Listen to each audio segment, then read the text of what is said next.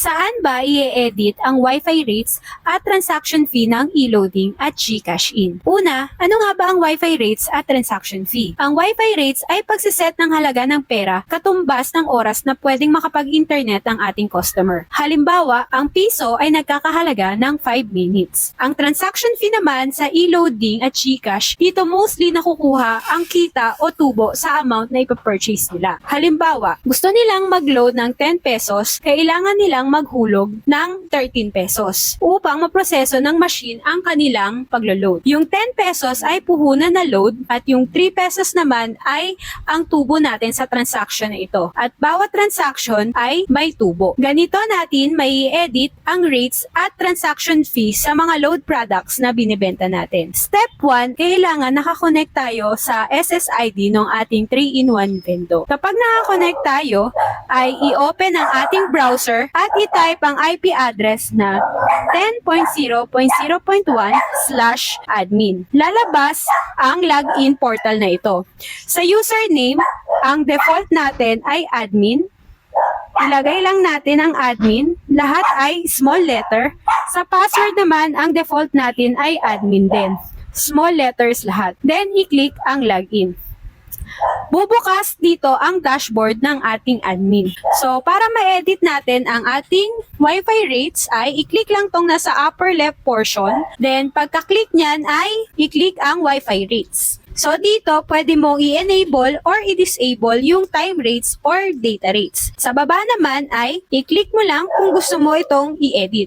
So, pwede mo siyang taasan o babaan depende sa kung ano ang gusto mo. Tapos, para naman sa post at expiration, nandito naman siya sa session settings. I-click nyo lang to, start time, end time, post limit at expiration. Kayo na po ang bahala mag-set. So, yung post limit po ay yung number of times na pwede nilang i-post yung kanilang time or yung kanilang data rates. At sa expiration naman ay kung may expiration ba yung kanilang oras, magamit man nila o hindi. Ang sunod naman natin ay pag-e-edit sa ating e-loading at GCash product. Dito sa ibaba ng e-loading products, lalabas yung mga networks na ino-offer natin sa 3-in-1 Vendo. Andito ang Globe, Smart, Sun, Token Text at iba pa. Kasama na rin ang GCash in, Maya Cash in at Coins Cash in. Take note po pala na ang kasama pa lang sa 3-in-1 Vendo natin ay GCash in.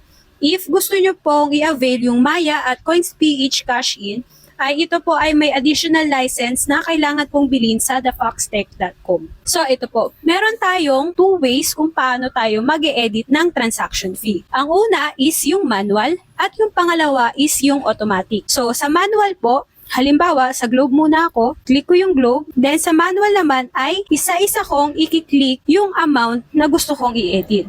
So for example, ito po, gusto ko siyang baguhin. Baguhin ko lang yung amount na gusto ko and then click update, magse-save na po ito. So, medyo matrabaho yung method na ito dahil iisa-isahin mo talaga yung bawat transaction. Pero, masusunod nito yung transaction fee na gusto mo. Kalawang way naman is yung automatic. So, sa automatic naman ay nahahati pa sa dalawa, fix at percentage. Yung fix natin ay maglalagay ka ng amount dito, halimbawa ay 5 pesos, then click lang tong apply to regular or kung gusto mo siyang i-apply sa promo load, then update all. Ang resulta naman nito is kahit na magkano yung i-load nila or i-cash in nila ay 5 pesos lang yung madadagdag. So for example, kahit 10 pesos or 200 pesos yung i-load nila is 5 pesos lang yung inyong markup. I-check po natin.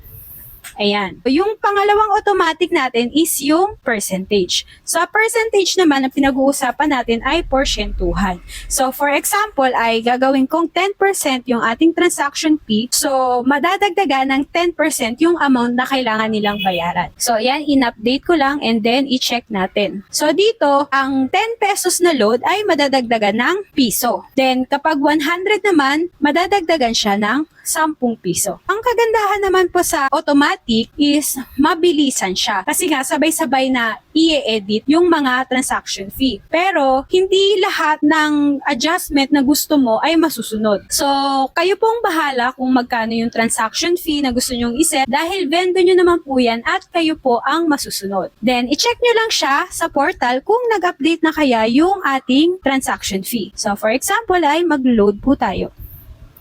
09, ako ay TM. So, kung maglo-load ako ng 10, ang nakalagay doon ay additional 2 pesos siya. So, bakit 2? Kasi, ang usapan natin ay 10 to 20.